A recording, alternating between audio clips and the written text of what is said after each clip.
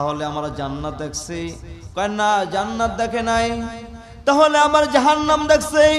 কয় তবুও দেখে নাই।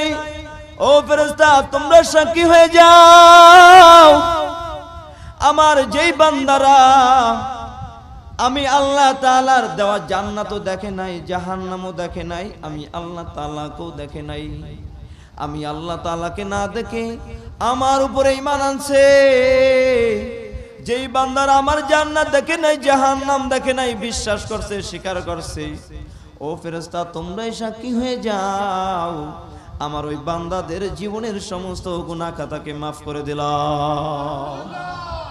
শুধু তাই না, আমার বান্দাদের পিতা মাতার গুনাহ খাতা মাফ করে দিলাম।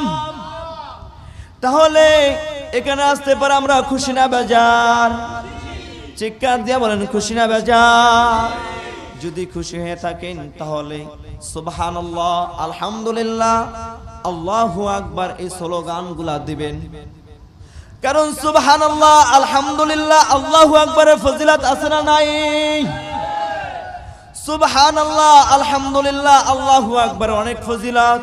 পয়গম্বর বলেন, কোন বান্দা যদি সুবহানাল্লাহ, আলহামদুলিল্লাহ, আল্লাহু আকবার বলে, ওই বান্দাদের জন্য জান্নাতের ভিতরে একটা গাছ লাগিয়ে দেওয়া হয়, যেই গাছটা দ্রুত গামী ঘোড়া দেয়া যদি 500 বছর পর্যন্ত দৌড়ানো হয়, ওই গাছটার এক মাথা থেকে অপর মাথা পর্যন্ত যাইতে পারে না, ওই মাথা পর্যন্ত ঘুরে শেষ করতে পারে না।